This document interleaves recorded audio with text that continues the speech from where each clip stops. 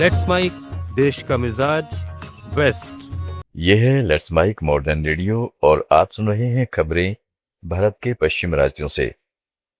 राजस्थान के पूर्व मुख्यमंत्री अशोक गहलोत ने कहा है कि आज देश में धर्म के नाम पर चुनाव जीतने की राजनीति हो रही है।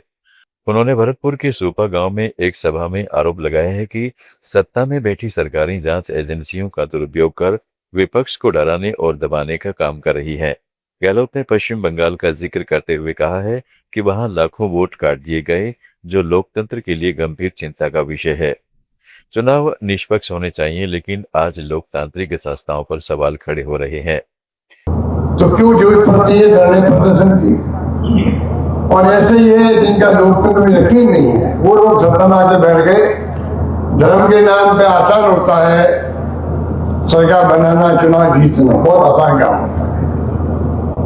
पर लोकतंत्र है कि आपका हमारा मान सम्मान सबका, गरीबों का, दलितों का, पिछड़ों का, महिलाओं का। 67वां महाराष्ट्र दिवस आज राज्य भर में बड़े उत्साह के साथ मनाया गया। इस अवसर पर राज्यपाल विष्णुदेव वर्मा ने मुंबई के लोक भवन में राष्ट्रीय गीत, राष्ट्रगान और राज्य गीत की प्रस्तुति के बीच तिरंगा फहराया।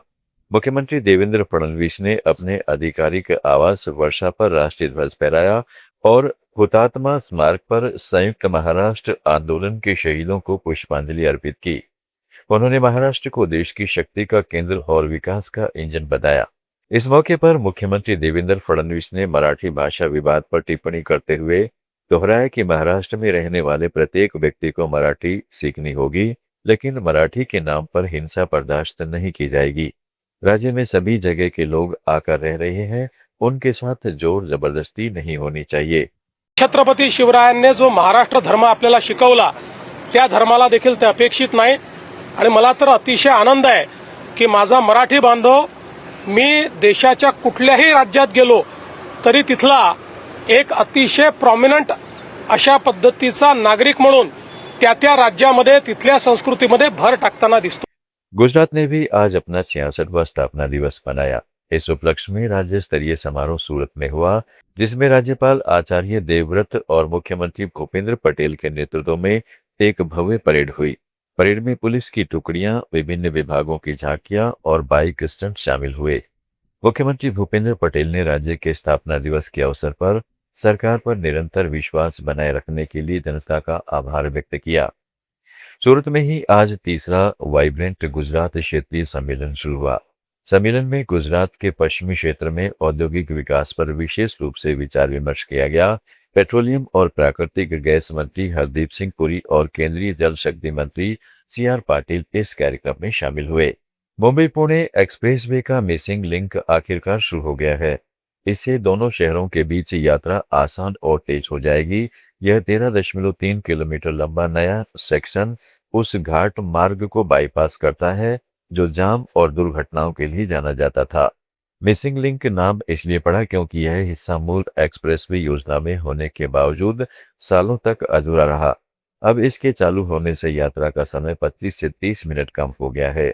शुरुआती चरण में इस पर केवल हल्के वाहनों को अनुमति दी गई है, ताकि सुरक्षा मानकों का परीक्षण किया जा सके। राजस्थान के मुख्यमंत्री भजनलाल शर्मा ने आज जनगणना प्रक्रिया का शुभारंभ करते हुए कहा, प्रदेश में आज से जनगणना शुरू हो रही है। इसके अंतर्गत मैंने अपना स्वयं गणना प्रपत्र डिजिटल माध्यम से भरकर पूर्ण किया है। सभी प्रदेशवासियों से आग्रह है कि वे जनगणना को सफल बनाएं और देश के विकास में अपना योगदान सुनिश्चित करें। मैंने जनगणना 2027 के लिए स्वयं गणना सफलतापूर्वक पूरी कर ली है, जो डिजिटल और विकसित भारत 2047 की और एक अहम कदम है। राज्य के प्रत्येक निवासी से इस महाअभियान में सक्रिय रूप से जुड़ने का आह्वान करता हूं। राजस्थान के जालोर जिले में ट्रांसपोर्टरों ने हड़ताल कर दी है। वहां अवैध वसूली के आरोपों के बीच ट्रक ड्राइवरों पर हमले और तोड़फोड़ की घटना के हालात को और बिगाड़ दिया है। गुजरात से स्लेरी लेकर आ रहे ट्रकों से जबरन 800 रुपए की पर्ची काटने को लेकर झड़प हुई, जिसके विरोध में पहले 500 ट्रकों ने रास्ता जाम किया और अब हड़ताल का ऐलान कर दिया है। देश का मिजाज में फिलहाल इतना ही। जुड़े रहें लेट्स माइक के साथ।